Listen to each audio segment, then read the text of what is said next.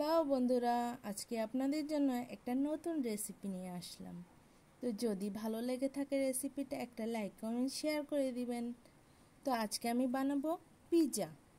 তো ছোট বড় আমরা সবাই পিৎজা পছন্দ করি।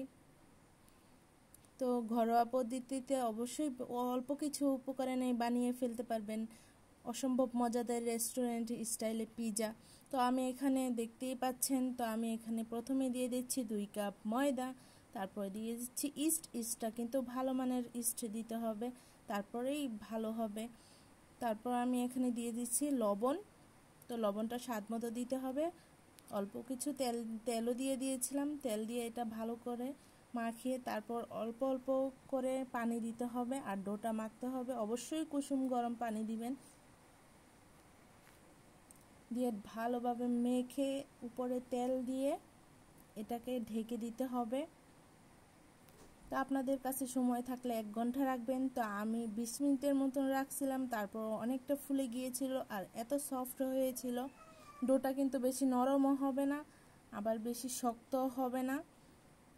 ডোটা ভালো হলে কিন্তু আপনাদের পিৎজা এমনিতেই অনেক সফট হবে, একদম যেরকম রুটি খান রুটির মতন এরকম হয়ে যাবে। তো এই যে আমি স্ক্রল করতে হবে চারপাশ এভাবে আঙ্গুল দিয়ে,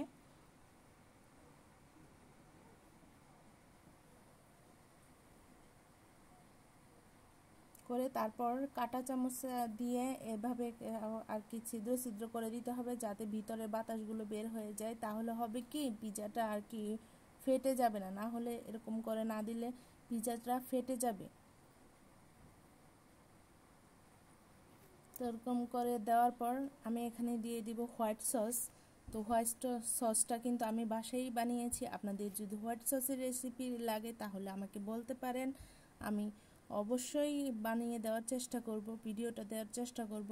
তো হোয়াইট সসটা কিন্তু বাসায় বানালেও কিন্তু অসম্ভব মজা হয়, কিনাটার থেকে বাসায় বানিয়ে আর কি খেলে অনেক মজা। হোয়াইট সসটা কিন্তু বাসায় অল্প কিছু উপকরণ নিয়ে বানিয়ে ফেলতে পারবেন। তারপরে আমি এখানে দিয়ে দিলাম চিলি সস।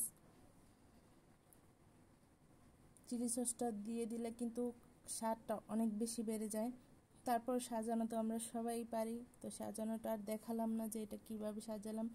তো আমি এখানে পেঁয়াজ, কাঁচামরিচ, টমেটো, চিজ কি সব উপকরণই আমি এখানে দিয়ে দিয়েছি। তো কেমন হয়েছে আমার ভিডিওটা অবশ্যই কমেন্ট বক্সে জানিয়ে যাবেন। এই যে পিৎজা হওয়ার পর ফাইনাল লুক। যদি ভালো লেগে থাকে একটা লাইক কমেন্ট শেয়ার করে পাশে থাকবেন। ধন্যবাদ সবাইকে আমার পুরো ভিডিওটি দেখার জন্য। ধন্যবাদ।